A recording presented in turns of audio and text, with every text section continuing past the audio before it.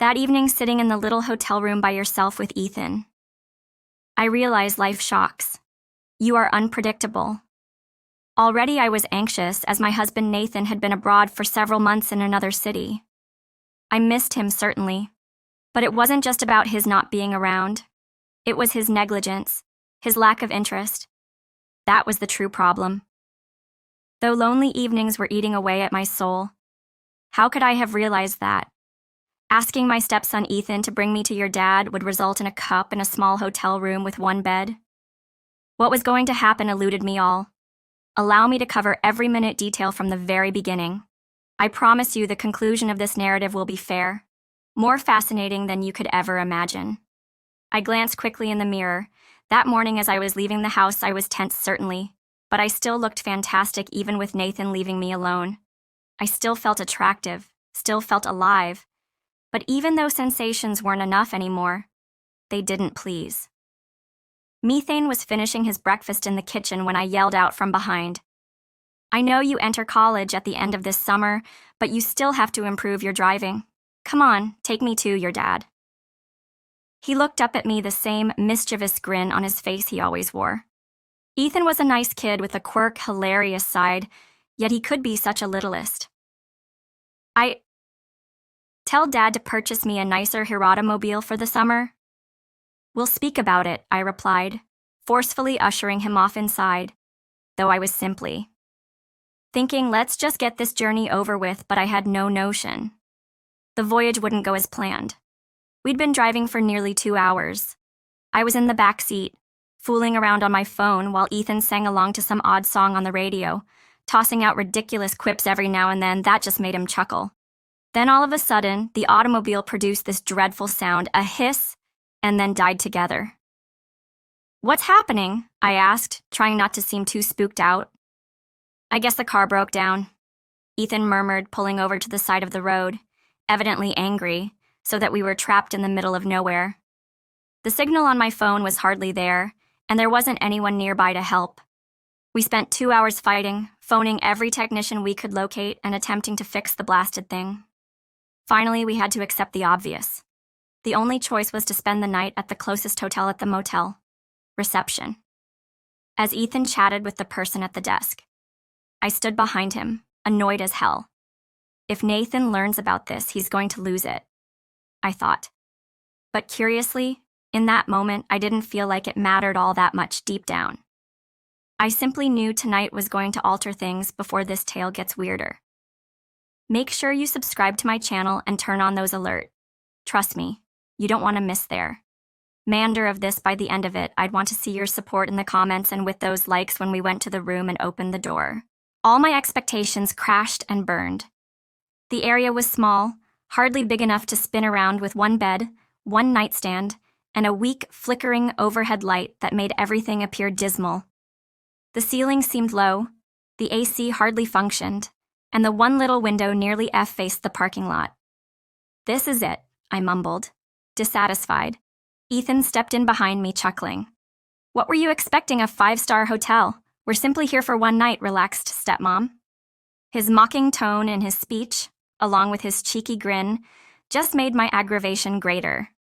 But at the same time, I couldn't say I fully loathed Ethan's carefree, laid-back attitude being around him, even though I never acknowledged it aroused something inside me, a kind of exhilaration I didn't really understand. This heat is killing me, I murmured, stroking the back of my neck.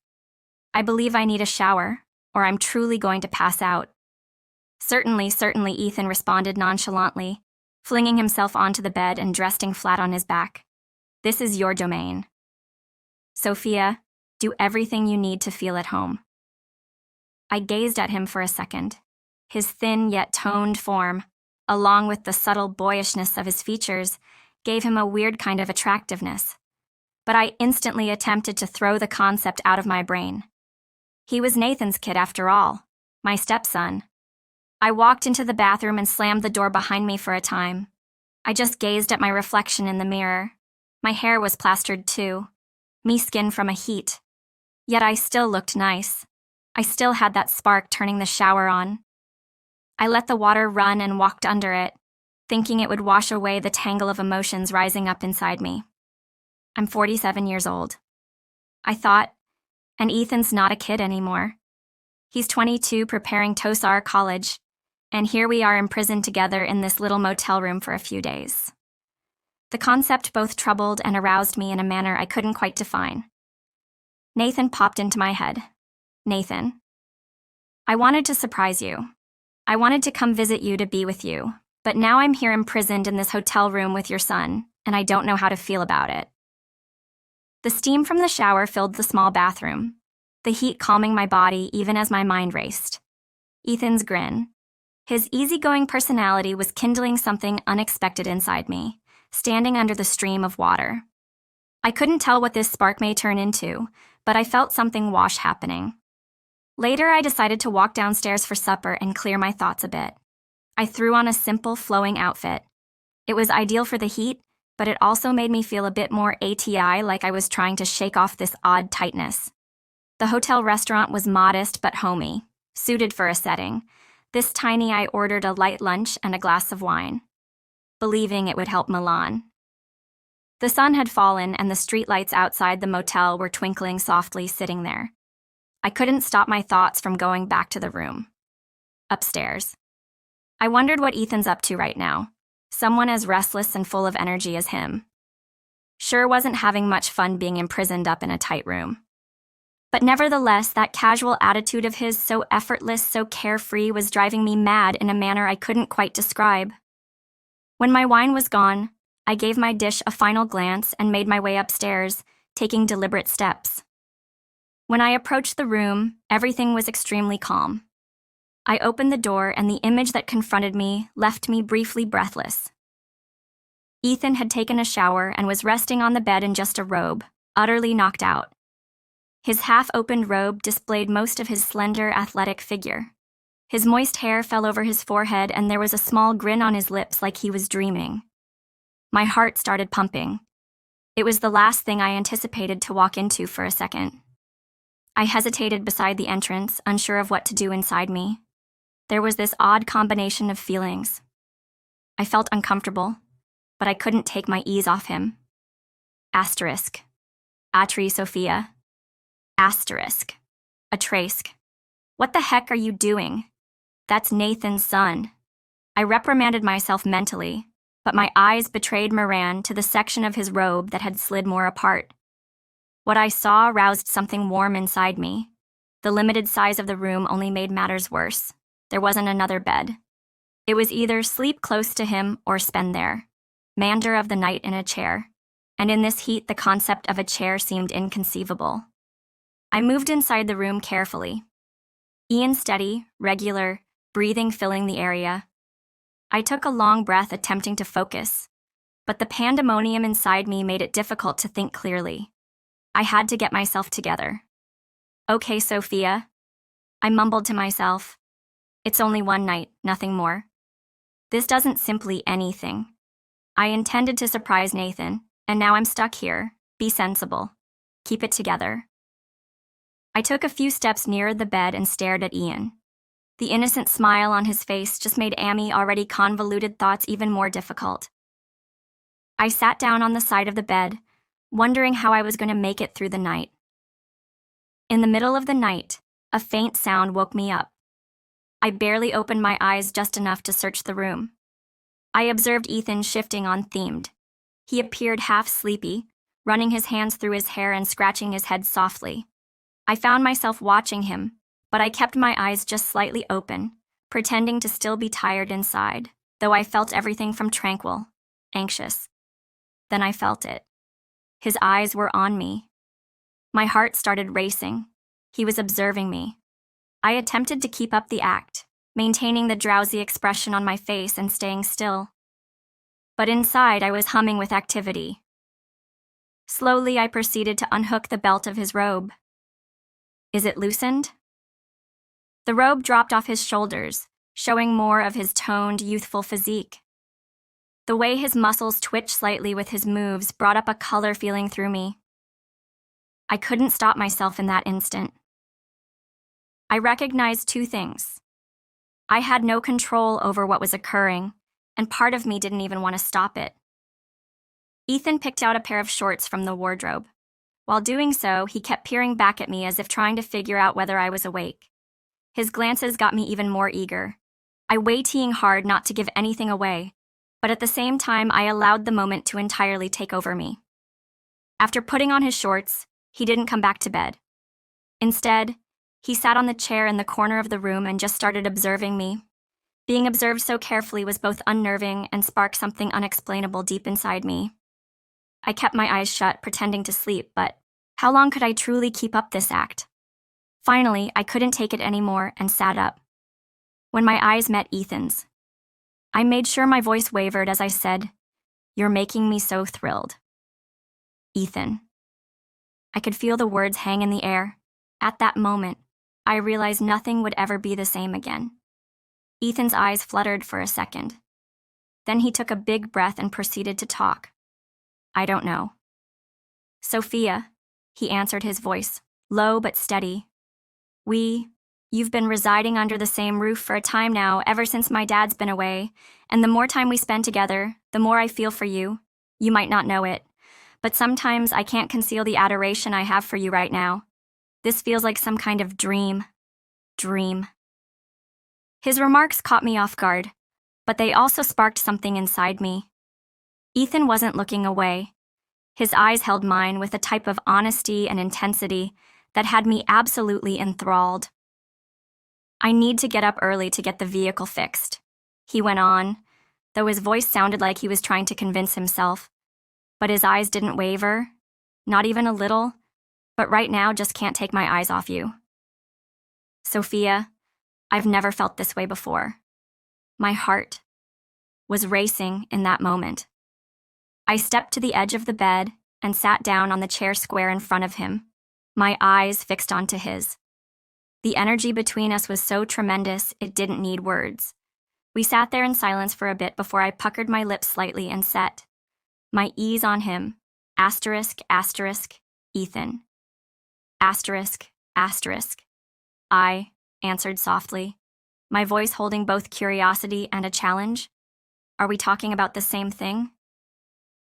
Ethan's star intensified like he wanted to live this moment through feelings rather than words. He didn't reply, but the expression in his eyes told it all. And that's when I understood there was no turning back for us as peered into his eyes. A bee of boldness and overpowering me welled up inside. May the mix of doubt and excitement, and his eyes just pushed me farther. Taking a big breath, I proceeded to speak again, my voice calm but forceful. Ethan murmured, grabbing his complete attention. "When I came into the room, you were asleep. Your robe was a bit open, and I couldn't take my eyes off you. It got toned more than I thought. We can't run from these sentiments. We both know that," as Meyer remarks, hung in the air. I took a step forward and slowly stood up. His gaze followed my every move. His respiration increasing, I couldn't hold back the acceleration rushing through me. My fingers moved for the ribbon on my dress, and as I carefully undid it, I could hear the shift in. His respiration with every motion I made. "I guess," I murmured, my voice lowering to a whisper. "We need to level things out. Ethanist**. I carefully unzipped the back of my dress. The cloth fell off my shoulders and went down to the floor. The cool air brushing over my skin just made the burning inside me flare more. The expression in his eyes told it all: surprise, adoration, and a draw he couldn't resist. The stillness between us seemed like a link. Now, our breath mingling into one another without breaking eye contact. I took another step toward him. Now I continue in a quiet voice. "We'll see whether we're actually talking about the same thing." Ethan's eyes kept fixed on me, his emotions solid and full of fury. Suddenly he rose up, never taking his focus off me, and turned on the room light. The warm illumination filled the room as he stepped over and shut the door. My heart started beating that moment. It felt like the whole world had slowed down, leaving just the two of us. When he took a stride toward me, my breathing accelerated. He looked to the shameless pull between us. As he moved closer, his hands grabbed my waist, and the warmth of his touch seemed like an electric current. Rushing through me without uttering a word, he leaned forward, his gaze descending to my lips. I didn't object. I couldn't. Everything about this seemed natural, like it was supposed to happen when his lips finally reached mine. All the tension inside me melted away. His kiss was gentle and exploratory, yet conveyed in evident intensity. My hands involuntarily sought his shoulders, feeling their strength and warmth encircle me. The distance between us entirely dissolved when our breaths combined. That moment seemed like an eruption of all the unspoken feelings between us. Ethan's freshness and vigor with the depth of passion I had held over the years. It was the start of something, a beginning both terrible and exciting. That night, there was no disguising what we felt for one another anymore.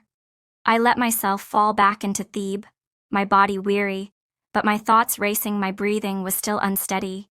My foot brushed across the fabric of my garment lying on the floor. I felt Ethan's eyes on me, a strong and calm intensity flowing from a stare. A minute later, he stopped down and scooped up the garment, his fingertips delicately brushing over where my foot had been. Even that simple deed shot flames through me as he held the garment for a second. I could see a flash of hesitation on his face, but it was swiftly replaced by resolve. He tossed the clothing aside and his hand slid to the edge of the bed. Slowly, he crawled onto the mattress, his motions meticulous, deliberate as he moved closer. To me, the expression on his face reflected his sentiments' equal parts, eagerness and magnetic desire. As I lay on the opposite side of the bed, I sensed Ethan's proximity. My heart continued to race. My breathing intensified when I watched him bending towards me. I knew that the space between us had nearly totally evaporated. It felt as if everything had reached a breaking point. There was no turning back, and what he felt inside me at that moment was tremendous. It hurt, yet it delighted me. The same time, I looked up at the ceiling and I could see Ethan's face. I was attracted by the way he wiped back his forehead with his hand. I could see in his eyes what Ethan was experiencing. He was crimson, he was thrilled, and he was so joyful I could see that he was doing everything with such enthusiasm, and I was struck by the way he was out of breath. Ethan had rushed me and my emotions to the point where I was delighted the automobile had broken down. "I'll never forget this hotel," Ethan muttered in his shaky voice. His words pushed out each one as heavy as a gulp-off breath. His eyes were riveted on me, his hands were trembling slightly. His body was rigid, his muscles constricting, each action a bit more meticulous and precise as if he wished to keep a memory. "I absolutely don't want my father to sell the automobile anymore," he added. And after these statements, Helmut himself fall next to me, closed his eyes without uttering a word, and waited for his breathing to recover. I was fatigued, and I didn't even have the strength to voice a word. My legs wouldn't stop convulsing, and I didn't even understand how I had fallen asleep. The next morning, Ethan came with a carman and informed me. We needed to pick up Nathan and travel to the city where he was on the trip. I was overwhelmed with sadness and confused feelings, but at the same time there was excitement inside me. As I glanced at Ethan, his gaze, his movements, everything about him was influencing me. Everything was so intricate, yet I still didn't know what would happen. I couldn't distinguish between the questions in my head and the exhilaration. There was just one thing Ike knew for sure. This travel would be the moment everything changed if you've made it this far. I know my tale has excited you. Don't miss out on more. Hit the follow button, switch on alerts, and join us by leaving. Comment on the story. I can't wait to hear your